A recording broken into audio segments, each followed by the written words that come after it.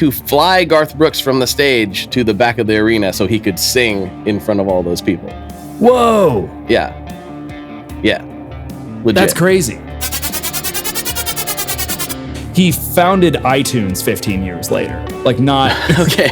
In 2014, he's like, you can download MP3s, which everyone's like, yeah, all right. Yeah, we've been doing that. We've been doing that for a minute. You are listening to Tape Spaghetti, the podcast about the twisted and tangled innards of the music industry. Some of this content may not be for all listeners or viewers, so if it's not for you, no harm, no foul. We'll just catch you on the next one. All right, without further ado, let's get into it. Here we go.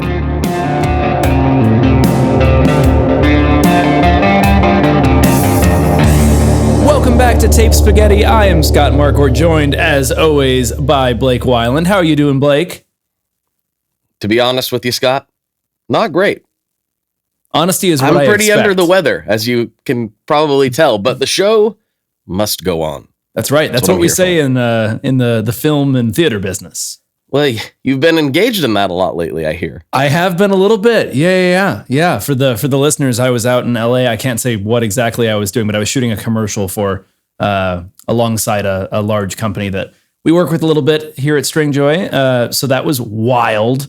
You'll see it though. Eventually, it won't be this big mystery. But we just can't say anything right now. It'll be a thing eventually. Yeah. But yeah, it was pretty crazy. I was on like these sets with 60, 70 different people doing all these different jobs, from props to lighting to cameras. There were like 4 assistant directors on of photography on one of them. It was crazy, and I'm just the talent. What's so funny about that stuff, Blake, is that like you when you're watching movies, you're like, oh man, the actors are like everything, and then when you're on set, you kind of are like, man, as an actor, I don't matter.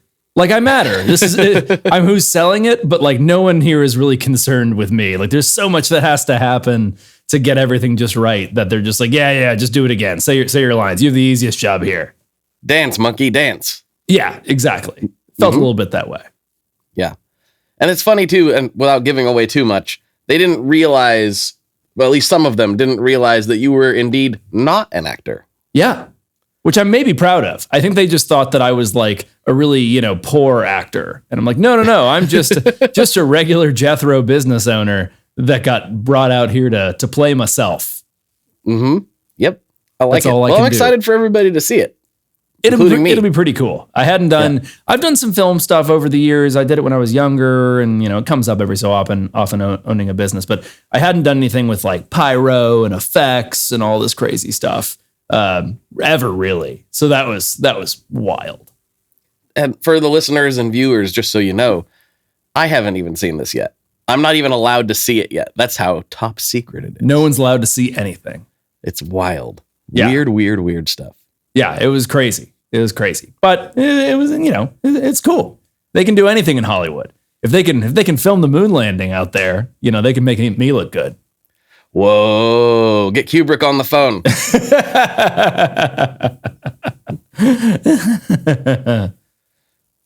I haven't decided how I feel about that yet. I go back and forth. We can talk about that on another episode, though. Oh, I'm sure it'll come up. That sounds like a classic Blake Weiland episode. It does. I, for one... You're going to find one punk song about it just to be able to, like, hook it in and then lean towards. You heard this the Dead moon Milkmen landing track where they have one line where it references the moon landing? Well, let me tell you, that didn't happen. Let me tell you all about it.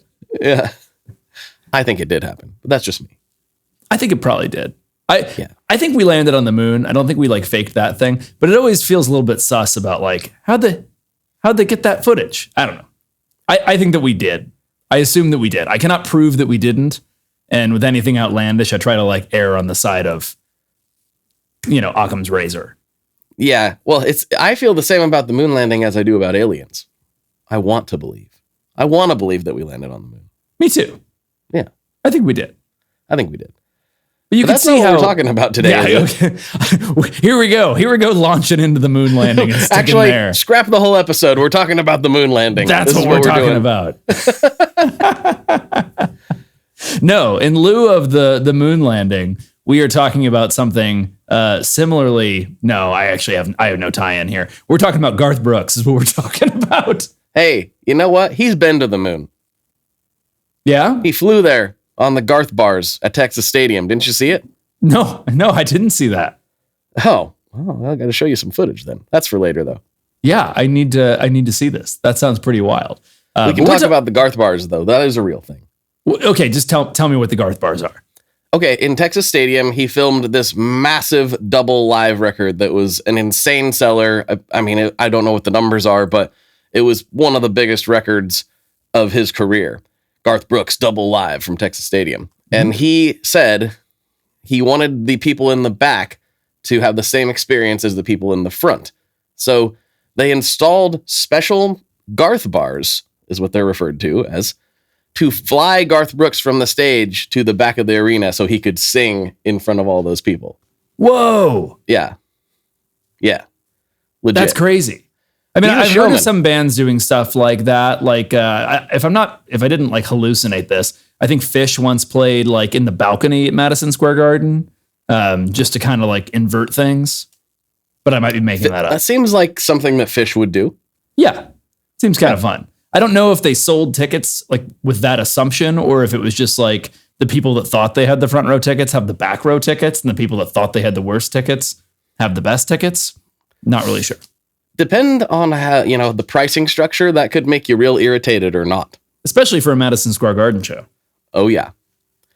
But anyway, stadiums aside, what are we talking about with old Garth? I mean, he's got a big career to dive into. What portion of this are we getting into? So I thought this would be kind of fun. We're not going to do kind of our usual soup to nuts Garth Brooks story from a little babe to now. We'll touch on a little bit of that for context, but we're going to talk a lot about Garth Brooks's music business dealings specifically.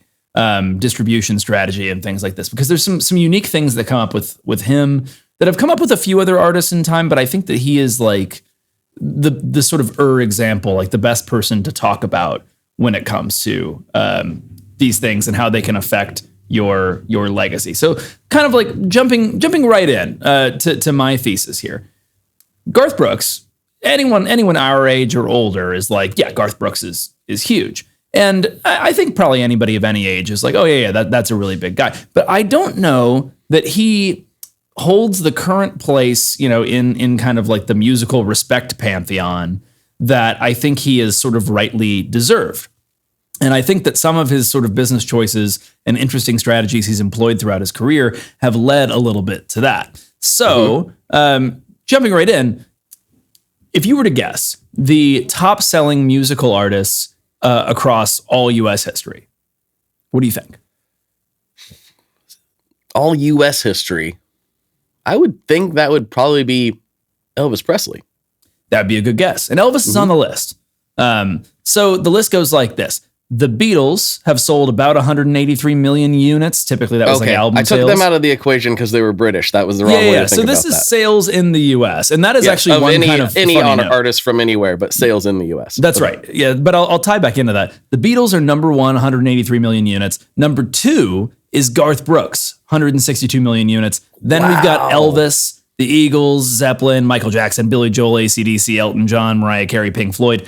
One interesting note when I was looking at this list earlier that's not germane to Garth, but 5 out of the top 11 people are British bands to some extent. I'm including AC/DC there for Brian Johnson being English. I know that they're actually Australian, but that's kind of wild for it being the US. We sure like our English musicians. Yeah, I mean, my co-host on another show will argue till his dying day that the British make the best rock and roll. And when I see lists like this, I'm like, I want to argue with you, but maybe I can't. No, it always comes up. Like there's always the question of like, what's the best American band? Like, what's the biggest American band? Because like Springsteen, yeah, but that's not really a band. The answer is most commonly Aerosmith. And like, that doesn't quite not to the me Eagles? Hold. Yeah, I mean, the Eagles are higher up, but I often hear people say Aerosmith. The Eagles too. If Aerosmith and the Eagles are like the top of the heap, I'm taking team. Yeah, maybe he's onto something there. I hate to concede defeat, but he might be onto something. I think he might be. Yeah, I mean, America obviously like invented all of these genres and fundamentally invented every genre whether you're like starting with jazz and blues onto rock and roll, onto hip hop, onto house and techno and dance music. Like there's no major genre that wasn't invented here. I guess caveat, popular current genre, I guess. I don't know, because certainly they didn't invent every genre. Somebody was banging on rock somewhere at some point, and it probably wasn't in the States. Well, what would you call that genre? Billy Joel after a bender?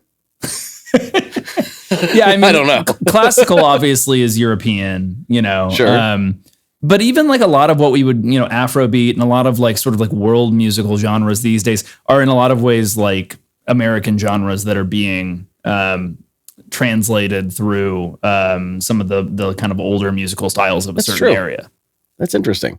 Yeah, certainly like the world has had huge influences, especially in certain segments. But yeah, now that you say it, like that's our biggest export. You're going to have a hard time finding a genre that wasn't invented here. You would typically expect like house music. You're like, oh, that's like huge over in Europe. That probably came from there. But house and techno are Chicago and Detroit, baby.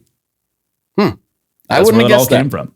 Not to say that it doesn't. It'll get invented here and then heard in other places, specifically in Europe, and then in some ways like advanced further than it was here. I think that certainly happened with like rock and roll with the English. But like, you know, none of that stuff exists without Chuck Berry.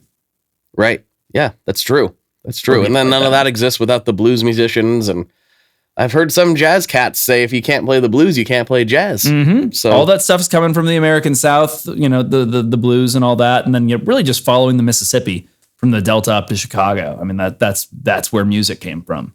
Yeah. And Garth's right in there. Mm-hmm. Very much at a different time. Right? I'm sorry. I'm ill and I'm processing. My processing speed is about 15% slower than it should be for a podcast. So apologies, everybody. No, it's okay. You're not bothering me. There may be people at home. So let me kind of let's jump in, but let's jump back in. I'm bleeding off your processing speed. I'm having little errors here. Anyway, for how big Garth Brooks was and is, I mean, number 2 selling artist in the U.S. in history, trailing only the Beatles, and not by like tons.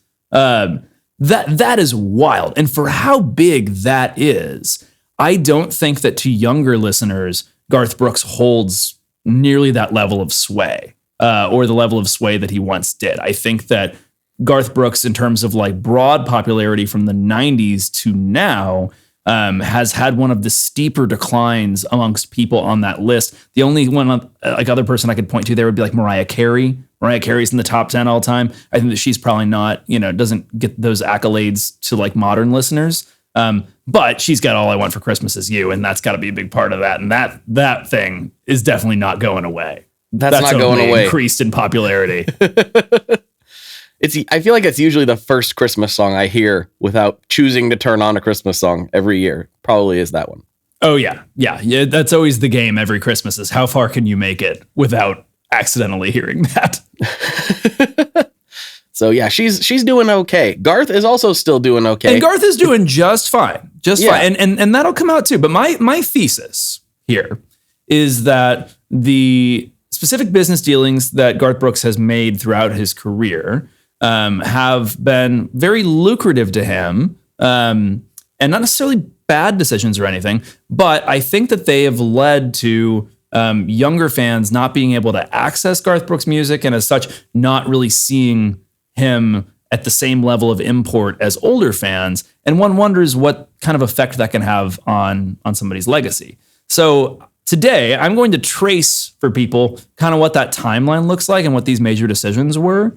And I think that you and I will probably debate a little bit the extent to which these things were good or bad decisions, or basically just like, you know, what was good and what was bad about them. Because none of them are black and white. It's always a question of like, how do you value legacy versus some real good upfront money?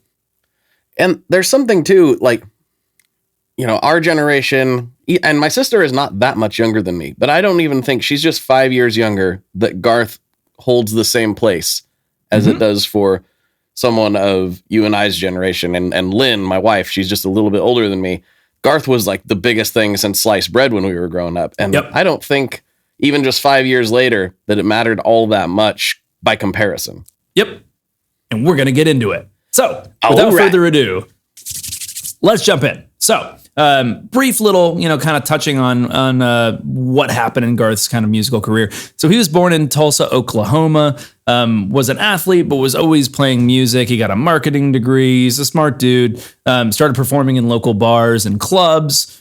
Came to Nashville, wanted to do the thing, right, and become a big star. As is the story with a lot of people, he got rejected by a bunch of different record labels. People didn't really see it.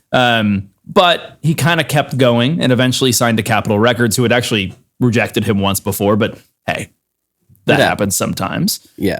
Yada-yadaing over a whole lot of hard work and all that. He puts out his self-titled debut in 1989, and it just immediately becomes a really big hit. That had If Tomorrow Never Comes. It had The Dance, which is a huge track, and Much Too Young to Feel This Damn Old. Great song. So he's getting multiple number ones on this record. He's already kind of just being shot out of a cannon straight out into it. And basically his career keeps kind of going like that. He's really known for bringing a lot of rock and roll elements into country, which is funny because, if you listen to Garth now, I don't think you're oh, wow, there's a lot of rock and roll in this compared to most country. But we're coming out of the 80s. We're coming out of George Strait, era. At this time, you didn't have a lot of that sort of rock and stuff in country. And obviously, this is very much continued as country music has gone through time. So now to me, it feels more like classic traditional country. But through our late 80s, early 90s ears, it was, fairly revolutionary as something that really incorporated this thrilling, loud rock and roll music. Shania Twain, of course, is doing the same thing, in on the female side of things, and a bunch of people through the 90s. But this is that sound of 90s country.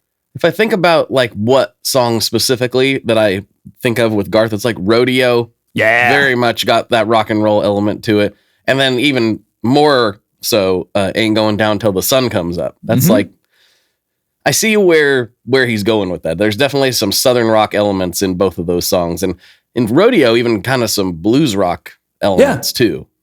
Yeah, and it's not even just the music.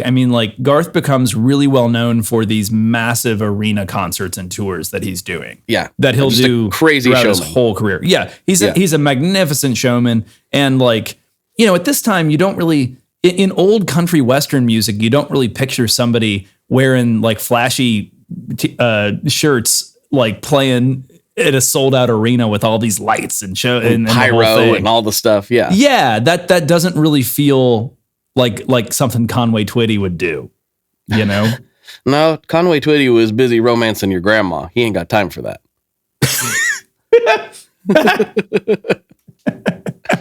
So Garth, through this sort of combo of the rock and roll style, the massive showmanship, the huge arena tours, he just becomes the biggest thing in the world in the 1990s. Absolutely massive. He had 9 albums certified diamond, surpassing the Beatles, who had 6. That's a little bit weird with the Beatles because there's fewer studio records. A lot of the great Beatles songs aren't even on records, so that's a little bit weird. But laying that aside for now, he's the best selling solo artist in U.S. history. Absolutely massive. His first album went diamond. His next album went 18 times platinum. That was No Fences. Rope It in the Wind went 14 times platinum. The Chase went diamond again. In Pieces went diamond. Fresh Horses went 8 times platinum, which, by the way, that's what a stinker looks like in Garth Brooks's career. Fresh Horses. Yeah. This went 8 times platinum compared to everything else. Sevens, which I remember. Funny note about that album. In our Battle of the Bands in high school, we played a Dropkick Murphys-ized version of the song Ireland that's off of Fresh Horses. That sounds great. It was a lot of fun. We had a great time with it. It was our first arrangement that we did as a band where we kind of were okay, we're going to play this song, but let's punk rock it up. Yeah, why not? Yeah. And I don't think anybody really thought but we were all big Garth fans. So we were into punk, but also, and we were playing in a punk band, but we're Garth Brooks, let's do some Garth Brooks covers. Yeah. Why not? Without overstating it, 99% of people were big Garth fans in the 1990s. It was just unavoidable. You couldn't get away from it. Sevens comes out in 1997. That one goes diamond. Double Live comes out in 98. That goes 21 times platinum. 21 times platinum for a live record. Unbelievable. Yeah. I had it. Yeah. I mean, everyone did. My sister had the box set, which we're going to get into. Don't you worry. Yeah. The 1997 Central Park concert. Do you remember this one? I do. Oh my gosh. 980,000 people show up to Central Park to see Garth Brooks. And this is in New York City. I mean, like, then today you'd kind of be like, what, really? Country music there? 1 million people in Central Park. Yeah. That is crazy. And was that one of those, like, it's a free concert type of thing? It might have been. I feel like I remember it being televised. Yeah, I'm not sure. This is one of those things where I remember it and I remember hearing these numbers, but I can't tell if the images I'm projecting in my brain are real or fabricated just because I heard about it so much. I really can't remember. But yeah, that is crazy. 1 million people pre-internet, by the way. So the word got out the old fashioned way. Oh yeah. Yeah. Through radio and whatnot. So yeah, massive. He's huge.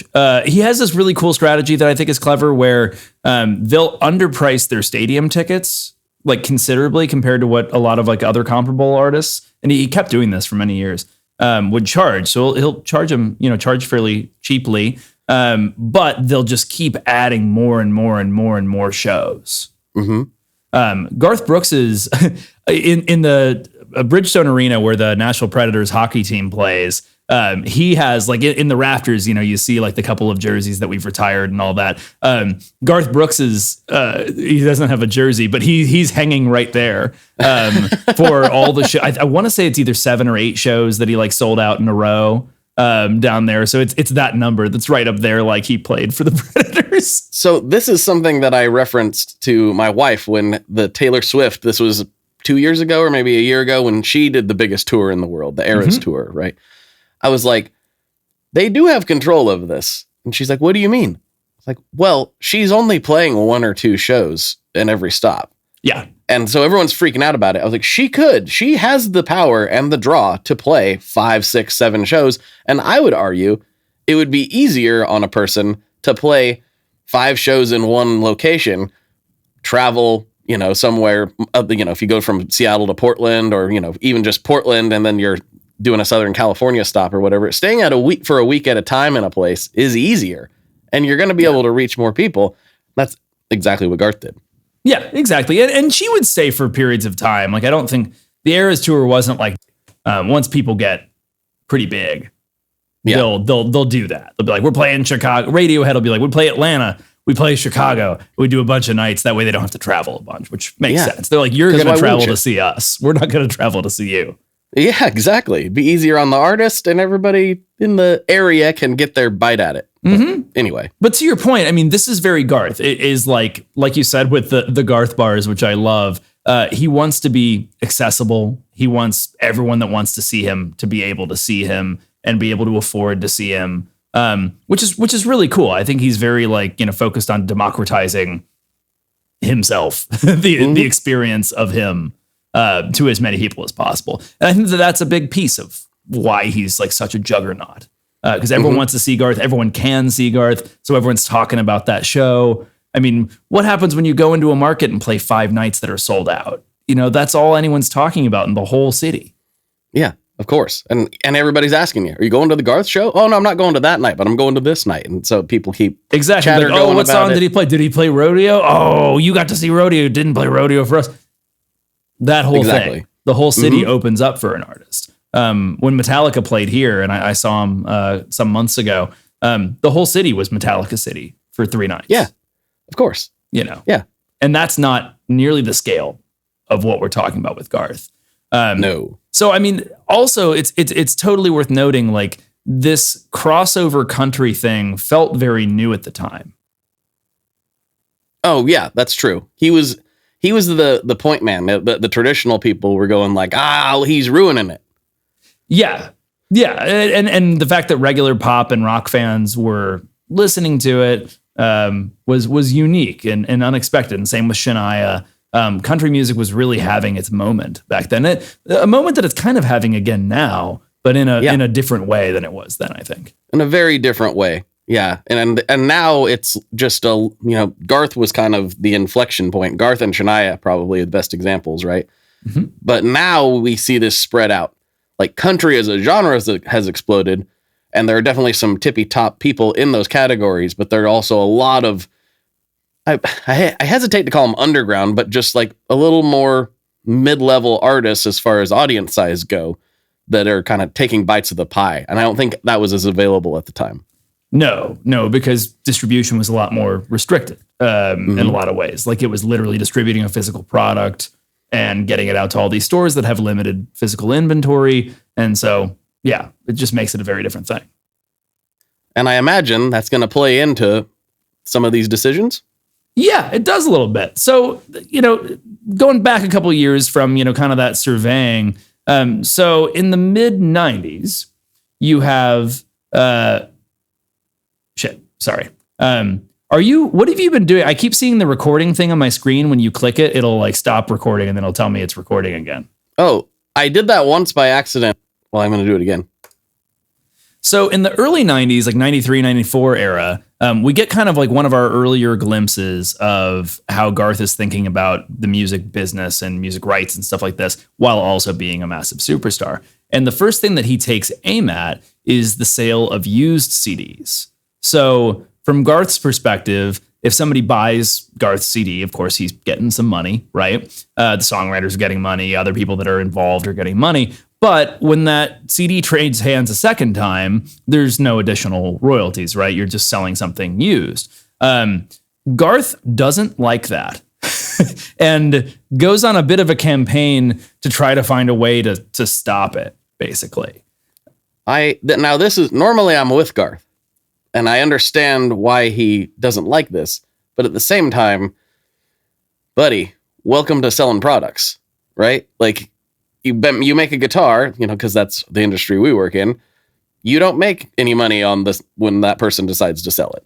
Right. It's just how it works. You make a car, same thing. Yeah, it's a strange thing to me as well. Like it's odd to say you're going to have to buy my CDs, but also you can't sell it after that.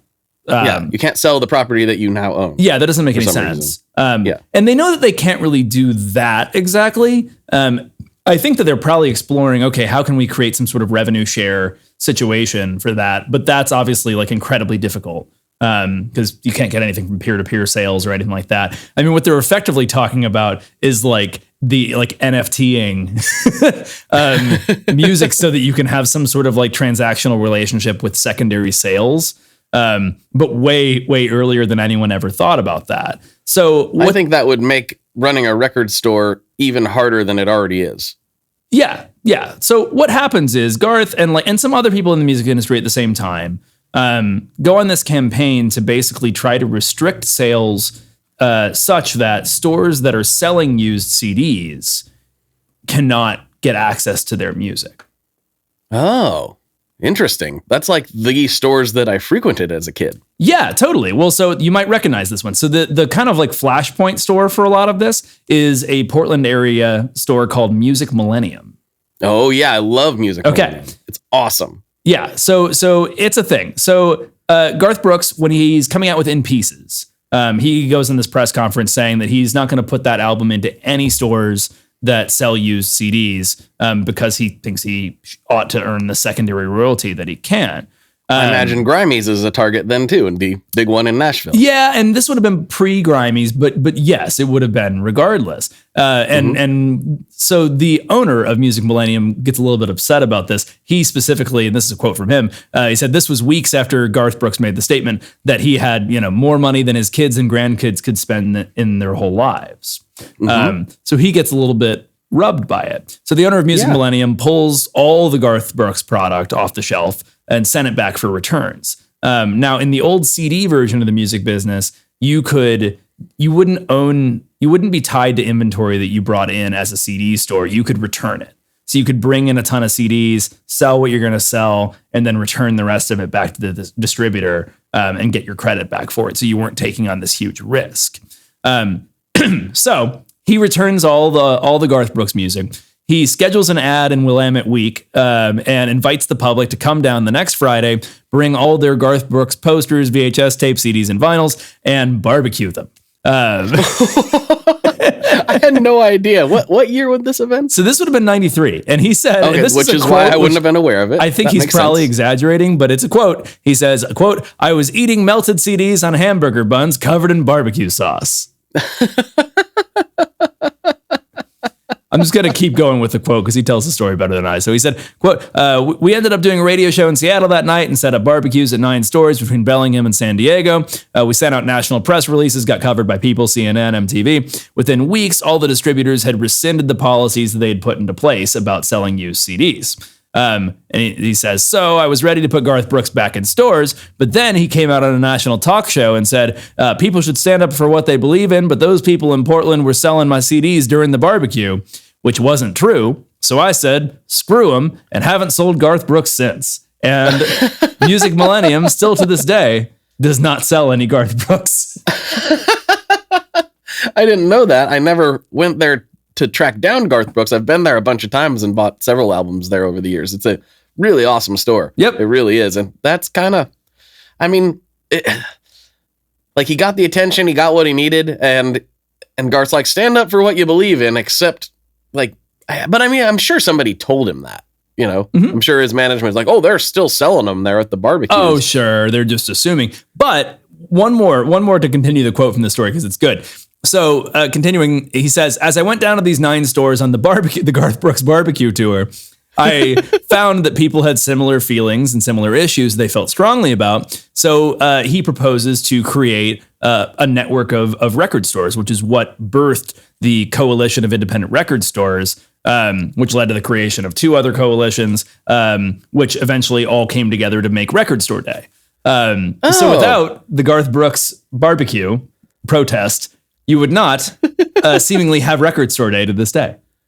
That's wild. I had no idea there was a connection to Portland. I had no idea that the barbecue happened, and I am so happy to learn this information. This makes me very proud. I'm here for you. Thank you. So this is just one example, but Garth is always a little bit this way. He's like, both, credit to him. He's questioning more about the bones of the music business than, a lot of artists maybe do, and really thinking about what is or isn't fair. And I think it's totally easy to, from one side, literally, like there are quotes from the guy about how he could never spend all the money that he's made while he's also, putting it to these stores for selling used CDs. So I get why that feels pretty nasty. But, the counterpoint to that, Garth would tell you he's looking out for the royalties of the songwriters and all the different people that are involved in the process that are also getting money through these transactions. So, I can see both sides a little bit. I see both sides, but I also have to bring it up again because music in this day and age is just on our phones. We don't think of it as anything other than what's coming out of the speakers. Back then it was that, but it was also very much a physical product. Yep. And I'm looking all around the shred shed out here, and there's a lot of stuff I bought secondhand. I've got some of my favorite guitars are secondhand Gibsons that Gibson didn't get a dime from. Yep. But how would they? And should they? And that's the interesting thing, right? Because this is a very early sort of presaging of file sharing and things like this, of like how much rights am I afforded to a piece of music because I own the physical piece, right? If I own the CD, can I make copies of it? And we decided ultimately no. But still, I mean, that's interesting. It is. How these things parallel physical products. Yeah, and I guess I think making copies of a file would be the same thing as me making copies of Les Pauls. Being like, this is a Gibson Les Paul that I copied exactly and put there, that's where the IP laws start to come in versus I bought this one thing and I'm selling this one thing. Right. Whereas file sharing and the things like that is basically just, it's like cloning and claiming. It's counterfeiting in some ways, but it's not exactly. But even then, though, when you get to later on, when you get to iTunes and you get to digital downloads, there's no way, like if I do pay to download an album, I can't sell that album that I downloaded. Like even if I delete it from my hard drive, like I'm acting unlawfully by redistributing. it. So it kind of is, what Garth wanted, I guess, in some ways. Yeah. Once it's yours, that's it. And you can't trade on it again. Of course, we had a difficult time enforcing that, but at least in theory, it's working. That was the idea. Yeah. Interesting how this is all connected in some ways. And it seems like it should be black or white, but it's really not. There's a lot of gray area in there. Very much so. Yeah. So this will all come up a little bit more, but continuing the story, by the early 2000s, Garth is, he's huge. He's like the biggest thing in the world, but he's had quite a run at this point, and he decides to kind of take a step back and enter a temporary retirement to focus on his family. He had kids. He wanted to see his youngest daughter, get all the way up and graduate from high school. This is originally his dream before he wanted to go back on tour and release more albums. He would go on to do some of that stuff before that happened. But he decides to take a step back, basically, and just chill and enjoy all that money that no one could spend in 10 lifetimes. Yeah, I don't know what his net worth is or was, but I'm sure it's not far off from that estimation. No, it's a lot. So fast forwarding, there's kind of just a couple of years there that not much is going on in Garth land. And it's worth noting that some of what I've postulated of Garth not kind of having that continuity of fame is that break is kind of disappearing for several years. I do think that took a little bit of wind out of the sails. Sure. It would anybody. Yeah, it would. But in 2005, he initiates a bit of a partial comeback. And he inks, and this is one of the key points here, this exclusive distribution deal with Wal-Mart and Sam's Club. For all 15 of his musical releases. So this really centers around, he puts out this box set called Garth Brooks, The Limited Series. My sister got it for Christmas. I remember this box set happening. He priced it for $25, which was a pretty screaming deal for the amount of content that you got on that, especially back in the day. A lot of people don't know this if you're younger, but we would spend $18 for a CD in 1998 money. Oh yeah. Absolutely. A cheap CD was $12. Yeah. Yeah. That's how they would blow stuff out. I would buy stuff at Best Buy that was just because it was $9.99. It'd be oh, it's cheap music. Yeah, it's cheap. Which seems crazy now, that there was that sense of I need more music. Mm-hmm. Oh, that's why when I first heard of Spotify and Apple Music, actually, it was the first one I paid attention to. I was I can have all the music for what price? And in my head, I was immediately this probably isn't great for the music industry, but also what an amazing thing for the consumer. Yes. And don't you worry, we're getting to that. All right. But Garth basically, he owned his masters and his original deal expired. He kind of worked his way out, around the time of that retirement. And so he's a free agent and can kind of go anywhere. And of course, what a monstrously powerful free agent. That is a super massive and important back catalog. That Garth had. That's way bigger than Tom Brady being a free agent. It just is. Yeah, absolutely. Mm-hmm. And so he puts out this compilation. It was 5 CDs, a DVD, and a 68-page book. I still remember. It looked more like a DVD size thing, if I recall right, because it was just so thick. And so he decides to take that to Walmart. And uniquely, he could have taken all of his back catalog and sold it to any label. I mean, you could have just had any sort of bidding war in the world. But he chose to enter this exclusive deal with Walmart.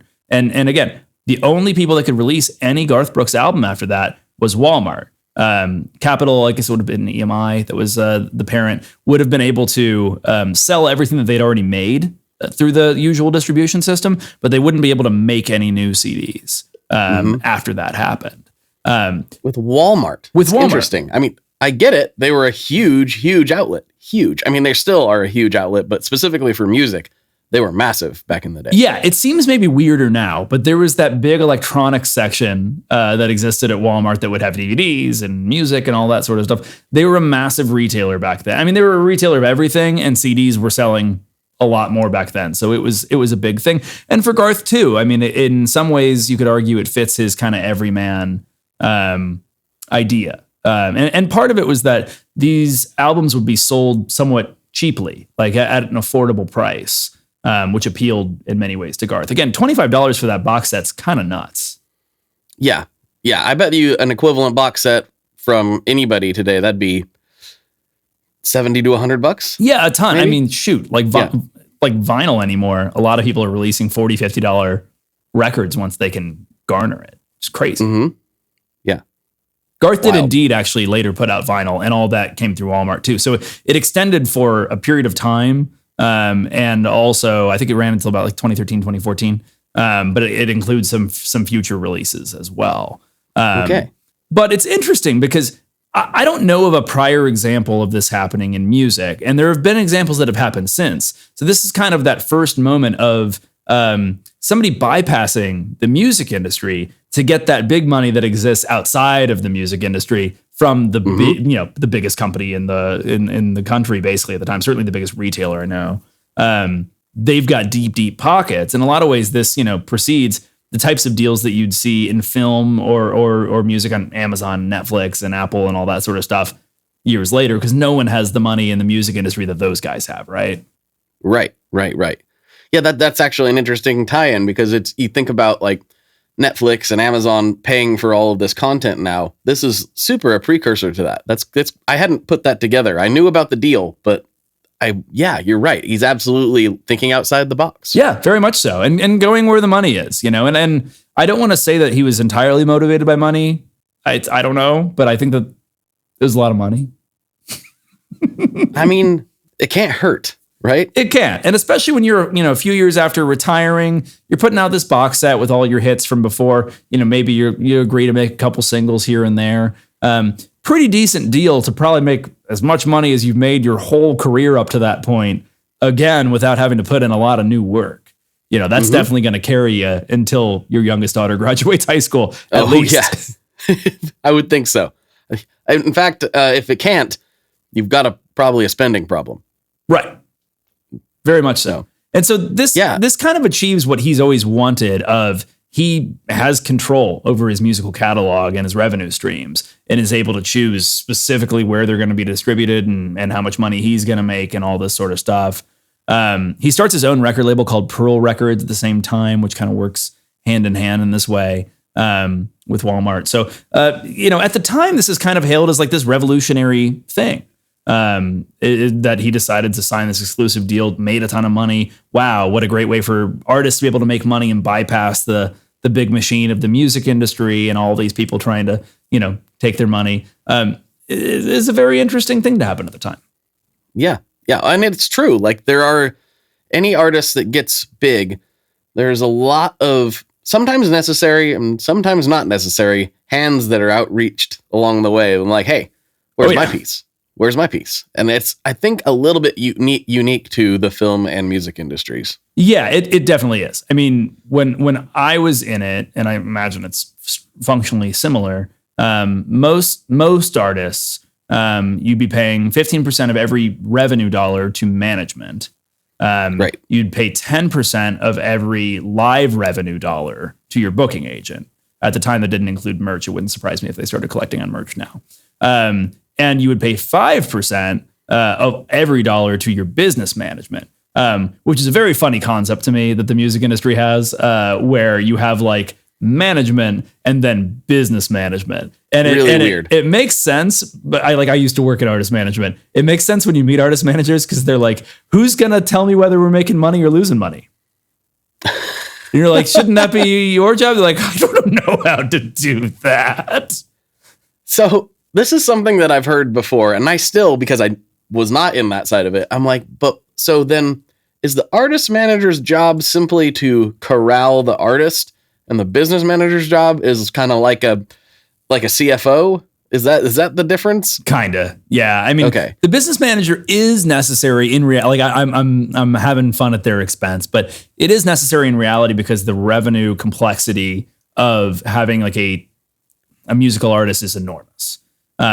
So, every place that you play a show, you ought to be collecting, especially if you're larger, sales taxes in that specific state and municipality. You may be on the hook for income taxes in those states because you're basically making money in that state and in that municipal area. So that creates this enormous heady web of stuff. You've got a variety of different revenue streams from royalties. Is it a headache? Oh, it is. Sales taxes? Yes. And I deal with that for physical products as well. But you're doing that when you're a band, even when you're a baby band that's making $600 at a show, at a Roadhouse, and you're still having to figure that out. And then you've got, streaming revenues that are coming in. We're not even quite to streaming yet, but radio revenues, stuff coming from Europe and all these international. It's really messy. It's really messy. But that makes sense. Speaking as like a small business owner, like giving away that much of a percentage of revenue is bonkers. It seems high. Of profit, sure. Of revenue, oh man. Yeah, that's a lot right off the top. Yeah. I mean, a lot of restaurants are lucky to do 3% or 5% net profit at the end of the day. So what a better job to make 5% off the top or 15% or 10% right off the top, whether there's anything left. Granted, I'd take 5% off the top of just about anything. Sounds great. Yeah, and without, I should say that like most of these people are deferring their income streams for a long time. So yes, it's pretty it's not mandatory, but it's pretty normal that when an artist is small, all three of those people might defer and just like not take that money out of the pot because the artist needs the money. And cynical me, I will just note that you're going to know exactly what I was going to say. That artist finally gets that big payday. They get a big, record deal or something where the money's finally coming in. And what typically happens is that artist at that point looks around at their team that got them there and says, oh, you're not going to get me where I'm going, and fires all those people before they can make any money. And I've seen that happen so many times. Yeah, which is, it's unfortunate, but it's totally true. And also the artist, while I don't think it's cool to cut all those people out who sacrificed a lot to help you, they may not be wrong in the, you're not the right people to take me to the next level. It can happen. Yeah. I mean, there's some of the great artist managers, like the guy that worked for the Strokes, just took that whole ride with the band and really adapted and figured it out. But yeah, in some cases, Chapel Roan it's been like a year or more, swapped out her manager. But I get it. At some level, you're going from somebody who's very small time and super on your side to now you're a massive phenomenon, and you kind of want somebody who knows how to handle that phenomenon's a whole thing that can run you if you don't take control over it. Like you said, it gets really complex the bigger it gets. Yeah, it does. And you don't even have to get that big, really. It might be that point when you're just selling out theaters, which we picture as listeners as this huge deal. Listen, I know a few people that sell out theaters and then they build cabinets when they get home. It's not, everything's not as it appears. Let's just put it that way. No, for sure. And there's a lot that can go into that. You can make a lot more money as a single person playing acoustic guitar and driving around in your Toyota than you can in a 7-person band that's way bigger. Yep. No one thinks about this when you figure out how many people are going to be in the band. Yes, ska bands be hurting. That's a lot of people to distribute money to. Absolutely. But anyway, without getting too bogged down in old music industry cynicism and whatnot, which I could talk about for a long time. That's its own episode. Jumping back over here. So Garth signs this landmark deal, makes a ton of money. Only way that you can get Garth Brooks music is via buying a CD or later a vinyl record, once that became kind of a novelty, through Wal-Mart. And again, while I will kind of postulate that this was a bit of a backwards play, at the time it was seen as very forward thinking. But what happens next? What happens next is streaming. Yeah. You basically have, Spotify and, other, there were so many wild early streaming platforms that existed. You have them getting bigger and bigger and bigger. Also, you have digital downloads continuing to grow, which those I don't even know if you can buy a download on iTunes anymore.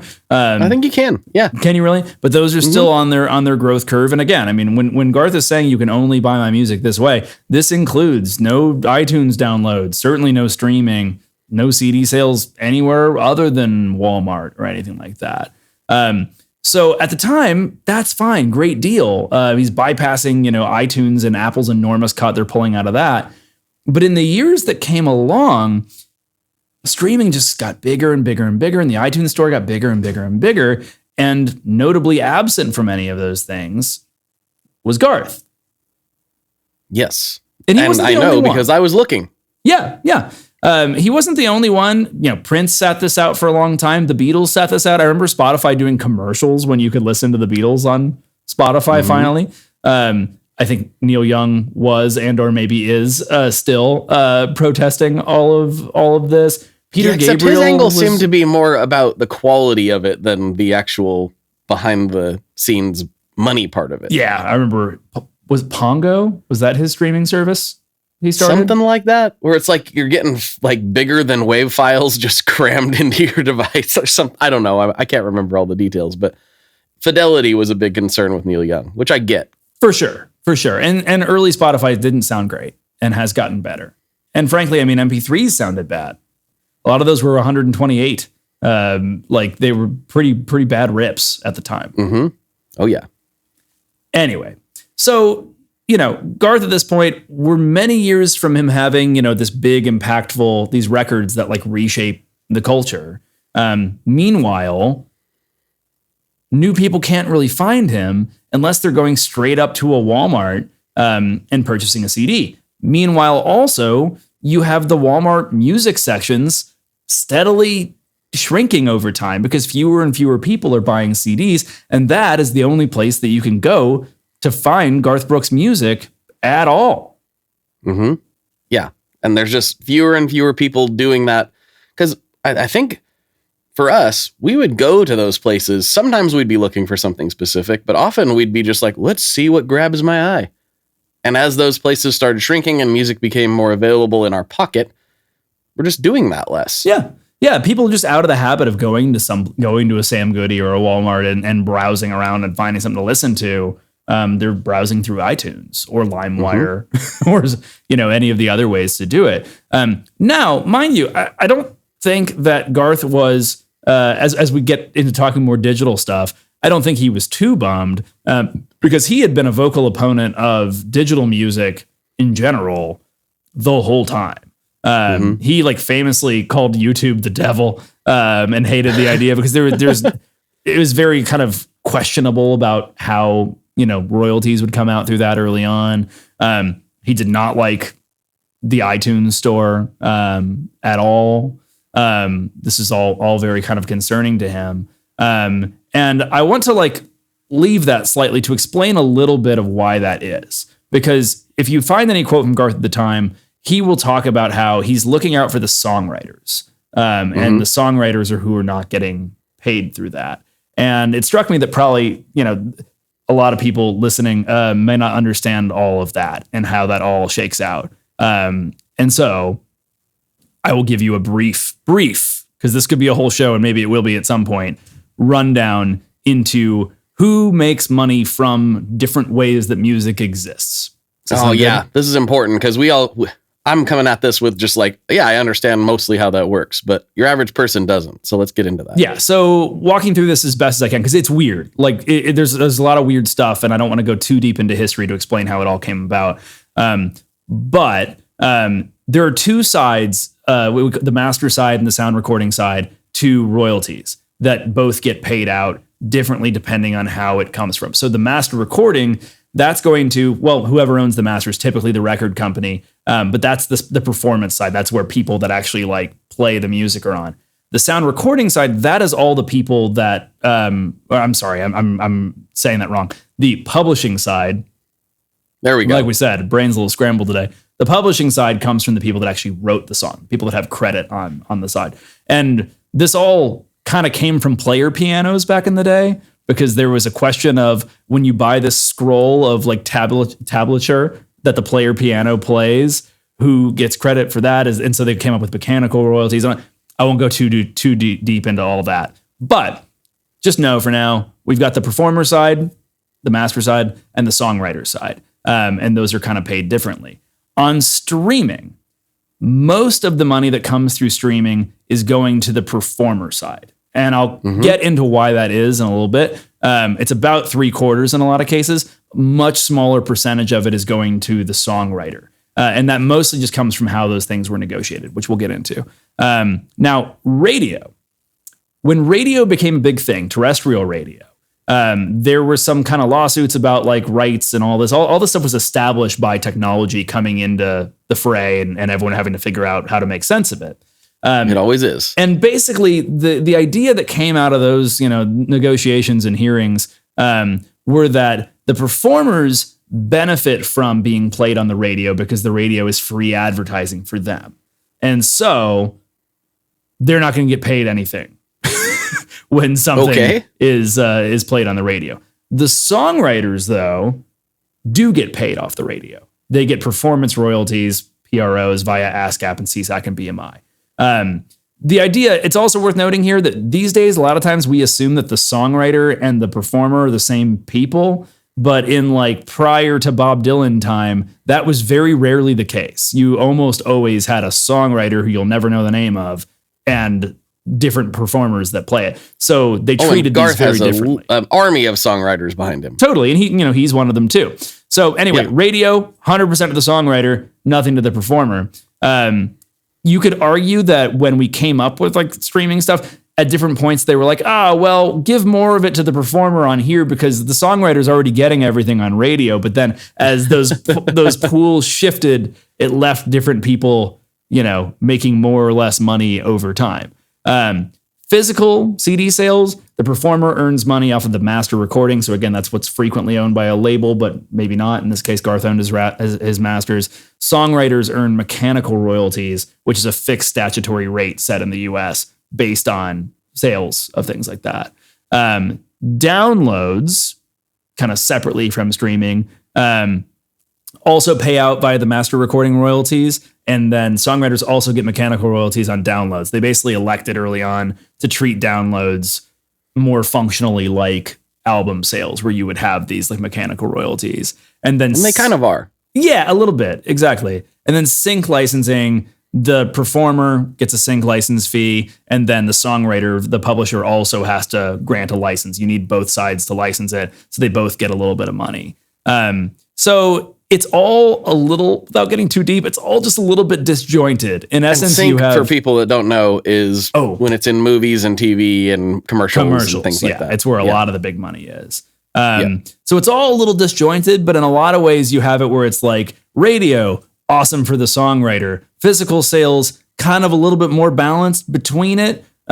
Streaming, much better for the performer, much worse for the songwriter. And everything else kind of exists in the middle. So if there's one thing to remember, I would say it's that the two big disjointed ones are the treatment of radio and the treatment of streaming. Because radio entirely benefits the songwriter, and streaming functionally entirely benefits the performer. And so that's why when Garth is saying, the songwriter isn't getting anything from streaming, that's kind of why, right? Okay. I do want to go a little bit deeper just because it kind of interests me a little bit. Let me find it here in my notes. So the reason why streaming is different, specifically, why? because I was going to ask that question. That's what kind of matters the most right now. So those royalty fees that come from radio and stuff like that, they're collected by PROs, ASCAP, BMI, CSAC. Performing rights organizations. Performance rights organizations, exactly. Performance, yeah. So CSAC's a newer one, but ASCAP and BMI have been around for a long, long time. I noted where they were. ASCAP was founded in 1914 and BMI was founded in 1939. So if you're an artist, you sign up with one or the other of these guys, and they will go out and administer your catalog to get the money that you're owed. Because if you're, a musician, you're not writing to all these radio stations to make sure you're getting your royalties, and you're not keeping track of them and tracking them for income tax purposes and all that. So you just pick one of these to be with, and they'll license your performance rights to all these radio stations. A radio station can play anything they want, right? Like if I have a Nissan commercial, I have to get a specific dedicated license for it. From the artist, and the artist can say no, but that doesn't exist on radio in the same way. Well, in the 1940s, the DOJ, the United States Department of Justice, filed antitrust suits against ASCAP and BMI because they seemed that they were acting as kind of these cabals in some ways and really could decide who can or can't play music. Okay. And because of that, they both entered into what are called consent decrees, which were binding legal agreements that still exist to this day that prevent anti-competitive behavior and require them to license music to any business that requests it. They can't go to Olive Garden and say, hey, if you want to play the Beatles, it's gonna cost you, and like work out, these sorts of things. They have to just be sort of neutral in a lot of ways as to who's going to do it. And it limits how much they can charge so that they can't extort businesses and radio stations and all this. So basically the government got involved because they didn't want these guys to be the cabals that controlled all of music. And they just said, here's exactly how this all works, right? Well, so many, many decades later, as I said before, you've got, the performance side and you've got the publishing side, right? Well, the performance side is all the labels and the publishing side is mostly administered by these PROs. So when Spotify launches and things like this, they have to negotiate to try to get this music on their platform so that they can stream it. Well, the labels are free to negotiate however they want. And so they're able to strike these really, good deals for their side of the pie. Meanwhile, the PROs are governed by statutory decree. So they can't. They basically have to say, here's what it'll cost you and how you work with us. So basically that side, the songwriter representing side of the industry, just doesn't have anywhere near the leverage or the ability to negotiate with, this new platform as the label side and the master side. And so because of that, the master side gets the lion's share, 75, 80% of all these royalties. And there's been some efforts of certain publishers like Sony, ATV, and Universal to withdraw their rights from ASCAP and BMI and try to negotiate directly with Spotify and Pandora and all that sort of stuff. But they weren't allowed under the consent decrees. So in a lot of ways, you have this really old legislation handicapping just the songwriter side. And it makes sense how that happened, but it doesn't maybe make sense for the like effects of that right now functionally. Yeah. So it's interesting too, because we're talking about, for a long time, the publishing side was I'm getting it twisted in my brain now. Basically, like the label side was getting hosed over on radio for a long, long time. Yep. But it was all okay as long as they were making huge amounts of money selling physical copies of albums. Yeah. Yes. Which is kind of funny to me in some ways that it wasn't a little more balanced from the beginning, because if they didn't have the performance, they don't have a radio station, unless it's just talk radio, of course. But then that doesn't really apply. Well, and the thing that you got to remember too is we're talking about the 1930s and 1940s when this stuff is being negotiated. And so the radio stations back in 1930s and 1940s are, enormously powerful. Oh yeah. Hugely. Like nothing We've talked like about that today. before.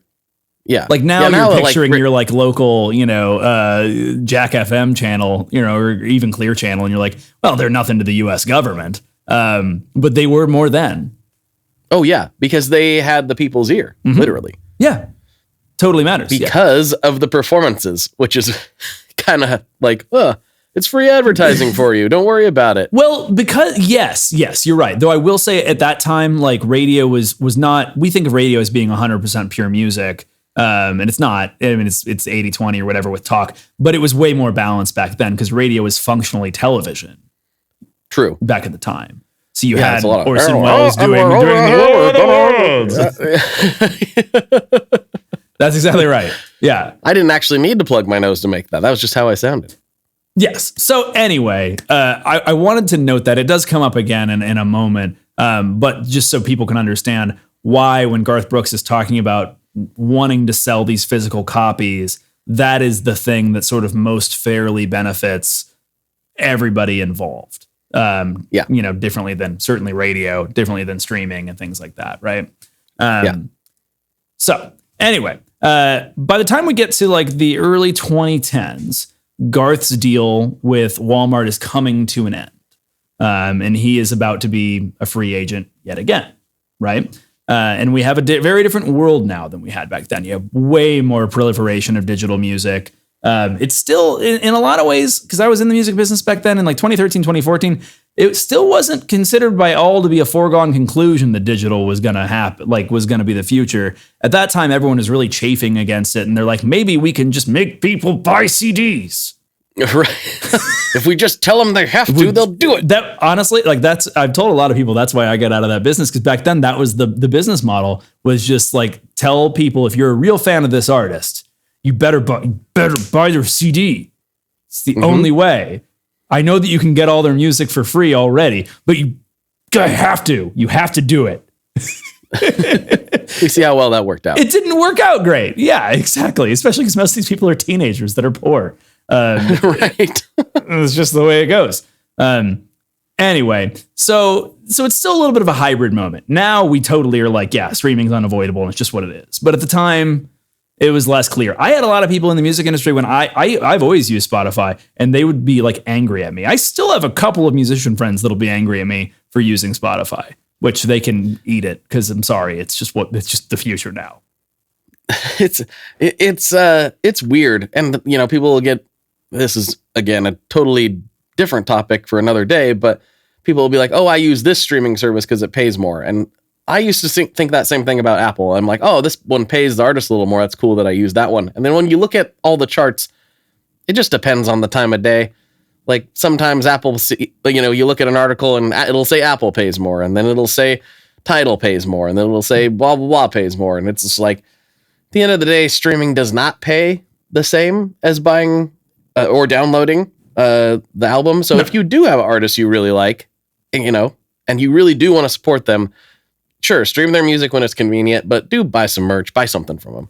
That's the thing. And that was always my thing back in the day, is like, buy merch from them. We were like really focused on guilting people into buying CDs when that's not even how they were listening to. It's like, buy merch, buy a concert ticket. There's a lot of ways to benefit an artist that aren't buying a CD if you don't like to use CDs. I typically try to buy merch at shows. I do it because A, I like wearing the stuff, and B, I know that actually does something. Oh, yeah.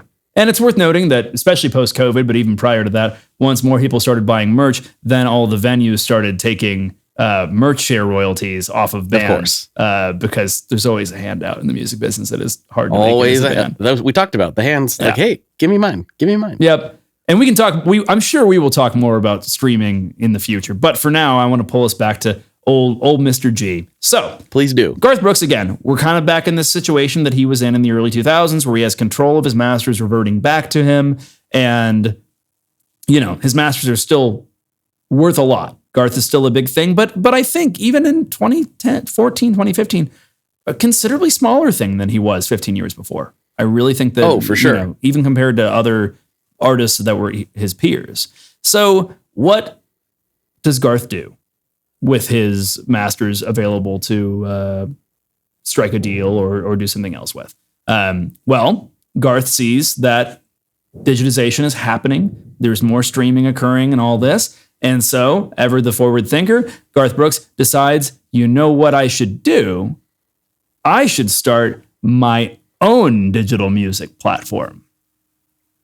Oh, I did not know this. Yes. And so Garth Brooks launched Ghost Tunes. I like the name. It's a cool name. Yes, his own digital music platform. Ghost Tunes was launched in 2014, and basically the shtick of it was that it ensured proper royalty payments for artists and songwriters. It enabled people that sold music on it to set their own pricing and set their own distribution models and stuff. It notably was not a streaming platform. So basically, he founded iTunes 15 years later. Not okay. In 2014, he's like, you can download MP3s, which everyone's like, yeah, all right. Yeah, we've been doing that. We've been doing that for a minute. Mm-hmm. Yeah. But yeah, it gave some more control to, to labels and artists and stuff to control the distribution of royalty payments and all that. As you might expect, it didn't go very, yeah. It didn't IPO? No, it did not. Oh, okay. And, Neil Young, as we mentioned earlier, tried to do something similar at a similar time with I think it was called Pongo. That was forever. People were like, this is coming and it's going to sound amazing and all that. I think it did launch at some point, but I don't know. I mean, ultimately, it's hard for artists to create a sort of like technological back end to create a streaming platform. These are different skills, right? Yes, for sure. It's a little bit tricky.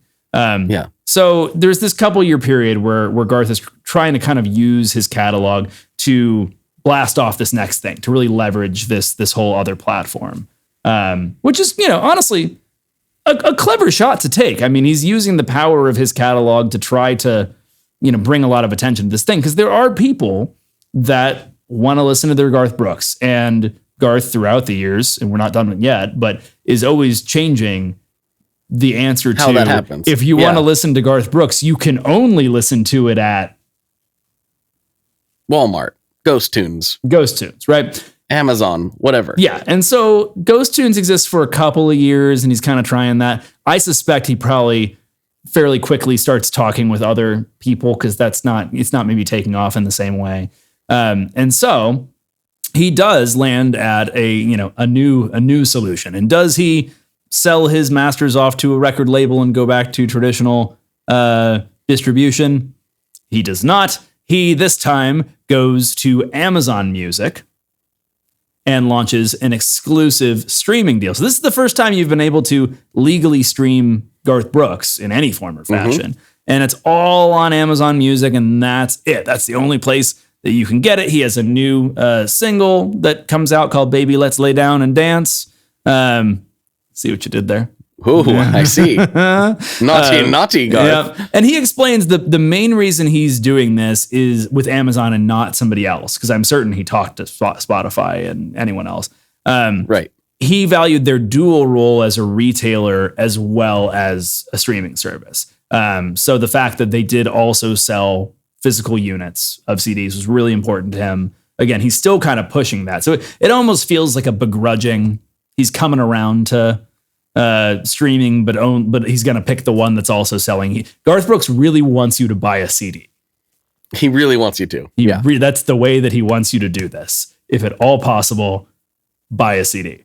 But of course, and viewing it through a slightly different lens, he hopped from what was at the time the world's largest retailer to what was currently and still to this day the world's largest retailer. So I feel like maybe the streaming part was just like, hey, Garth, since we have a streaming service, why don't you just, do that? Yeah. And I think he got a big bunch of money, because especially back then, this is like early in the streaming wars. I think nowadays nobody thinks Amazon Music is going to be a realistic competitor to Spotify and Apple Music. But at the time, they were still kind of shooting for that. So there's again, like 3 people who listen to this podcast through Amazon Music. Is that right? Yeah. Hello, guys. How you doing? Hi. I didn't know Amazon had podcasts. Yeah, they play it on their TV. Really? Yeah. Yeah. You can get podcasts anywhere, man. That's why I always say where the words are, that's where the links are, because I don't know where people are watching or listening to this thing at. Huh. That's wild. Now you know. Yeah, so I mean, in many ways, I think he kind of duplicates the whole last deal again, with just some minor notes for 2017 or 2016 instead of 2005. But still, you have this limited situation, and that is where it continues to this day. If you look up Garth Brooks on Spotify, you've got one song that he did for a George Jones tribute album. You've got a couple of duets that he has with Trisha, and then you've got Hard Luck Woman, which came from the compilation album Kiss My Ass, in which a number of different, I didn't know about this until this morning, a number of different artists give you their take on classic Kiss tunes. So this is Garth Brooks doing Kiss's Hard Luck Woman. Also featured are Extreme, the Mighty Mighty Boss Tones, Dinosaur Jr., Toad the Wet Sprocket, Anthrax, and Lenny Kravitz. This is an eclectic mix. I like it. I know. I was like, what is this album? That's the number 4 stream track for Garth on Spotify, because it's not on Spotify. It just isn't. And on YouTube, same thing. You will find, you can listen to Garth Brooks music on YouTube, but not in any licit way. It's all just people uploading stuff that's going to get taken down at some point, probably. Yeah, eventually. I was listening to a Garth Brooks track on YouTube this very same way about an hour ago, and it was just, I can't remember which one it was. but it was just, I'm much too young to feel this damn old. It was somebody driving through, it looked like the Cascades out in Washington. And then at some point you like pass this billboard and it just says like Boner Festival or something off to the side. And I like went back to be like, is it just looping the Boner Festival? But it wasn't. It was just at the end. It looked very real. Yeah. So I suspect people are putting them up there to AstroTurf their Boner Festivals. There's a little clever advertising to get, which isn't what it sounds like. Actually, this is a festival for people who are concerned about osteoporosis. Yeah, it's a Pacific Northwest thing. You wouldn't understand. That would make sense. Yeah. That would make sense. So there's one thing I want to note that there are some enterprising people who have taken advantage of this. And I know because I've looked for Garth streaming, periodically without really looking into too much, like why I couldn't get it. There are lots of people publishing like Garth Brooks songs and covering them on streaming. Oh, clever. And there'll be like Garth Brooks impersonators that sound, 80%, maybe 75% what you're looking for. But I guarantee you there's people who are just like, oh, that's a Garth Brooks song. Click it, stream it. And yeah, the songwriters get some credit for that, obviously. But there's definitely some people taking advantage of him not having his official stuff everywhere. Yeah, of course. If if you search by the song, you're going to see all the covers of it first because you're not competing with Garth himself, right? What's interesting though, for an artist that's as big as Garth was, I think you'd have a very hard time finding anybody that has as small of a digital footprint as he does. He has 62,000 YouTube subscribers to his official channel. He has 1.3 million current Spotify followers. And those are probably just people waiting for the music to come out at some point. It's a ton of unauthorized 1.3 million with not a drop of music coming from him. There's that Kiss song, but outside of the Kiss song, yeah. I think he's getting credit for the Trisha duets. Sure. I think that's where most of that's coming from, to be honest. Yeah. So I think that this is really, it's super interesting to me. Like, the case for this being really smart for Garth is that in terms of just sheer dollar amount, he signed 2 exclusive deals with like the largest companies in the world at the time. And so that's a ton of guaranteed I don't money. know what those actually looked like, but it was not. I guarantee you he wasn't doing it out of the goodness of his heart. No. And he did it without permanently selling his publishing rights or his master rights. The big thing in the news these days is all sorts of artists selling, getting $200 million to sell their pub rights forever. And those are gone. But Garth is entering these exclusive licenses. And so it's coming up every so often that he can enter into a new situation and find somebody else that he wants to sell it to. So from a purely financial perspective, I think that he's finding a way as a top tier musician to really control everything and make a lot of guaranteed money right now, and preserve his options for the future. So I think that from a pure business perspective, I think it's clever. I think it's a good way it's the same way that you deal with like licensing a patent or something like that. You'd want to maintain control and get money from it. The thing that I think is so difficult about this, though, is that he's restricted distribution of his music so much that the only people that are finding it are people that already know about it and are going there to access it. And so you just don't have anybody, you don't have any new people stumbling upon Garth Brooks because you can't stumble upon it unless you're on Amazon Music now, which I don't know, how many people are using that all the time. It's just not possible.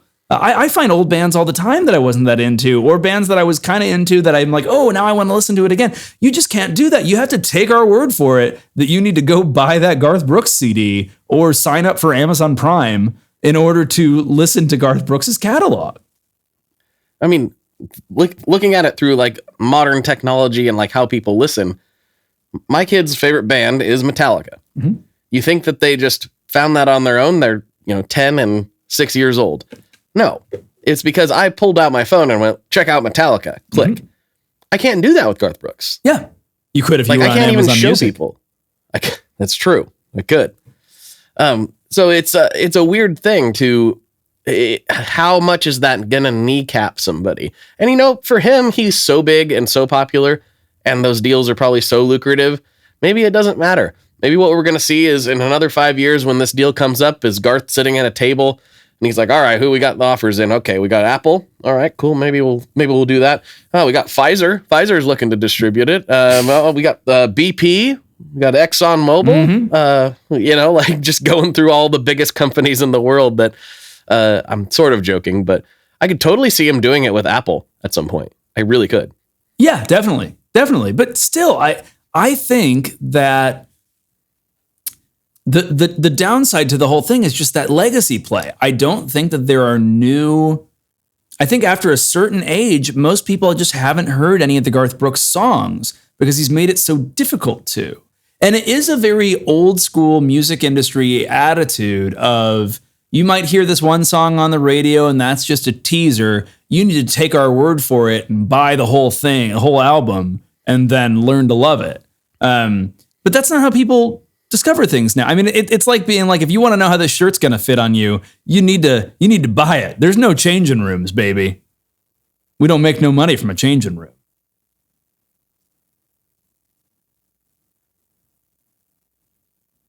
Well, we froze. We did freeze. But we froze at a good point, I think, because you said, here, we'll pause this real quick.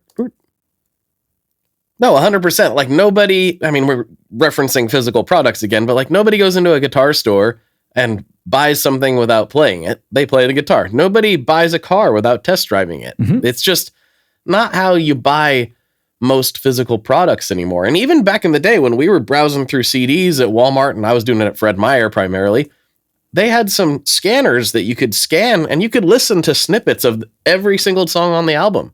So you got a good idea of what you were getting before you laid out that $14.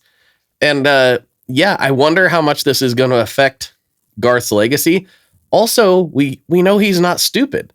So maybe he's looking at these checks and goes, legacy, who cares? I mean, I think that's a very fair way to look at it, is what does a legacy matter, really? Like monetarily. Yeah, you know, if you're not going to be there to enjoy it, who cares? Yeah, I mean, the money that he got invested into the S&P he'll be good literally for generations, like he said. I mean, he's right about that. So, you know, maybe what's the point? And it's worth noting, I mean, he is still selling out. He does Vegas residencies. He's done some touring and stuff and still selling out stuff like crazy. But I think that he is the best example of a pure legacy act anymore by his own choosing, not because of the music or anything, but just because of this restriction of distribution. There are fewer and fewer Garth Brooks fans all the time because they're not minting as many new ones or functionally any new ones. I think there's probably some people hearing it from their parents' CDs or whatever. But that's it. And I think especially in this day and age, like it's one thing to say when the CD was standard, okay, you can only buy the CDs at Walmart. That's kind of one thing because you can still get the CDs. But now the medium is the streaming service. And so like a CD is at least universal. Everyone can go to Walmart and buy a CD and then they have it. That's not the case anymore. Being exclusive to Amazon Music, I have Amazon Music, I guess, because I have Prime. I don't listen to it. And I'm not going to. So you're basically saying only this 20% of the population or 10% of the population, that's it. That's all that can listen to my music. None of the rest of you can listen to it. There's no way to do it. I don't know how you would do it. You can't. Well, and I don't know if it's different if you were to download like the Prime Music app. I'm not sure. I haven't done that. But I do know when I went to search for his music on my Fire TV, I could only get certain tracks. Interesting. So I'm not even sure how available it really even is over there. Because I was literally like, if there's a bunch of songs on here, I'll go ahead and download the app just to listen to Garth Brooks because it would be sick to listen to Garth Brooks again. And there was only a couple songs. And admittedly, it could be better on the actual mobile app. I don't know. But on the Fire TV app, it was like, there's like 4 songs available. Wow. So yeah, that's the thing. I mean, if you're a parent and you love Garth Brooks and you want to play it to your kids and you no longer have a CD player in your old CDs, you just can't even pass on that experience and that memory to your kid. And that's very interesting and unique in terms of how we view media in this day and age. And that's an interesting point too, is going back to Metallica. Metallica they're not as big as Garth, but Metallica is minting new fans. They are. And I think almost all of the original holdouts to digital music are on now. Metallica certainly was, of course, with Napster. But I can find everything from Metallica on Spotify. There are a few things that aren't, and I do think that we've gotten to the point, I suspected this was the case back in the day, but that the bands that just aren't on streaming platforms are just in the slow, progressive process of being forgotten. There are TV shows and movies that are unstreamable, that are very difficult to stream. Yep. I watched one, I think you can get it on Criterion, that's a bad example. I had one that the only way to find it was to take a picture of the barcode and scan it through my wife's phone and then use the Fandango app that would allow you to download things if you had the DVD. You still had to pay money for it. Like, I still bought it, but that was the only way I could even get access to the file to watch it. And I think that when these things happen, they just disappear. It's like it never happened. This is also an argument that maybe it shows how precarious everything is, right? Because maybe if you really love certain forms of media, you should maintain a way to be able to absorb those, whether it's VHS, CD, vinyl. Maybe I need to make sure, because I've got a lot of Blu-rays from that period where that was a thing. Yep. And I am like, well, I don't want to buy them on Amazon or just so I can click and stream them. I should probably just spring $70 and get a couple Blu-ray players while I still can. Well, you can. Yeah. It's interesting to me that music, there was worry at one point that it might look like this, and it kind of comes up every few years, where labels will make individual deals with individual streaming platforms for specific royalty treatment. And as such, you'll have more what you have as a TV viewer on streaming, where, Spotify, that gets you like the Beatles, but not Led Zeppelin. So I have to go over to this other one to get Led Zeppelin. And there's kind of concern about, that and what that would even look like. I have no idea. Well, and that's happened with podcasts too. So, Rogan famously got the however many 100 million Spotify deal. My favorite show, one of my favorite shows, Last Podcast on the Left, had an exclusive Spotify deal for a while. But they are, without a doubt, one of the biggest straight podcasts just on the internet. They're absolutely huge. And they decided to go with a non-exclusive arrangement when the time came. Yep. So they saw one side of it, wanted to go back to the old way of doing things. That may well happen with Garth at some point before it's too late. I think so. I think it will. I think it'll be a big deal when it happens too, if he does it within the next few years. If he does it in time, it'll be a big deal. And if he does it in 20 years, no one's going to care. That's the thing. I worry that it'll be, because there are all sorts of people that were huge in their day that just haven't kept up. We take it for granted that famous people will always be famous, but that's not generally true. Oh, we're old enough now to have seen that happen several times. Where it's like, hey, don't you remember that guy? Like, oh, I forgot all about that guy. Yep. That's why you listen to this podcast, so you can get your Crazy Town references. You're my butterfly, sugar, baby. You got to license that. Oh, you're right. I wonder if Shifty Shell Shock will be. Oh, rest in peace, by the way, Shifty Shell Shock. But I'm sure he'll be okay with I think one day we'll get into talking more about streaming and all that. It's an interesting discussion, and there's a lot of weird nuance to it. At the end of the day, the streaming platforms generally are giving 70% of every dollar that comes in straight out to royalties. But like we said, disproportionately, that's going to people on the performance side, not on the songwriter side. So you have some of those people being punished, not due to the fault of the streaming services necessarily. And I think the other thing more than anything is that revenue situation is pretty good. It's more just they don't charge enough for it all to make sense. Right. Really. Right. And that's the classic tech company problem, right? Where they acquire users, and then they do it at a completely unsustainable rate until they're able to sell out or do whatever they're trying to do. Then they raise the prices and people start complaining. Yep. Because I used this for 10 years and it was the same price. It's like, well, why do you think it was the same price? Yeah, it was being subsidized. And that is the thing. And that's one thing that's strange to me is You can make an argument that Garth Brooks' music has more value because he's specifically leveraging the rights of it to get these large contracts. But in a lot of ways, to me, it almost cheapens it because it's not even that he's making money via people listening to it. His music exists as like a fun little promotional, buy one, get one situation where it's like, oh, now you have another reason to come to Amazon Music because that's the only way that you can listen to Garth Brooks. Yeah, it'd be the same, like, not exactly, but it's almost the same vibe if they were like, we invested $150 million in fidget spinners and you get a free one with every Prime membership. Exactly. That's it. Yeah. And beyond that, I mean, Amazon doesn't even view Amazon Music as like a pure play profit center. That's a bolt-on to Prime. All music and all history. And same with Apple Music in a lot of ways too. That's just seen as a bolt-on to sweeten the deal for you. Oh, and you get all music that's ever existed. Plus Garth Brooks. Mm-hmm. Apple can't offer that yet. Not yet. So it's all a bit strange, but I'm fascinated by this story. I hope it kind of came through. I think Garth is really savvy in doing these things and thinking through it in a way that not his other peers are thinking through.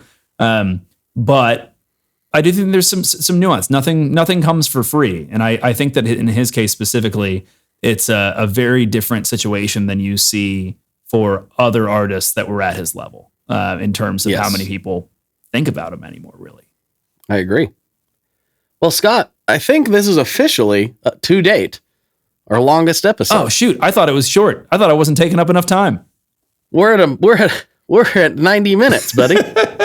Well, I better sign off then. No, and I think we'd be remiss if we didn't ask this one question that the internet's been dying to know. And, well, where are the bodies, Garth? Where are they at? Where are the bodies? Because I know those comments are coming into this YouTube channel. I guarantee you, wherever there's comments, people are going to find this and they're going to say, where are the bodies, Garth? I haven't seen my grandma in 10 years, Garth. Where is she? I ain't touching that. I'll let you read us out. You're owning that. Tom Segura owns that. That's not me. Don't come at me. Talk to Tom. Anyway, folks, thank you so much for checking out this edition where I didn't say much because I'm sick. But Scott provided a lot of great information, as he always does. Thank you so much. Wherever the words are, you can find links to all the relevant stuff. Please like, comment, subscribe, all that good stuff. And I will try not to be sick next time. Do better, Blake. Okay. Bye, everybody.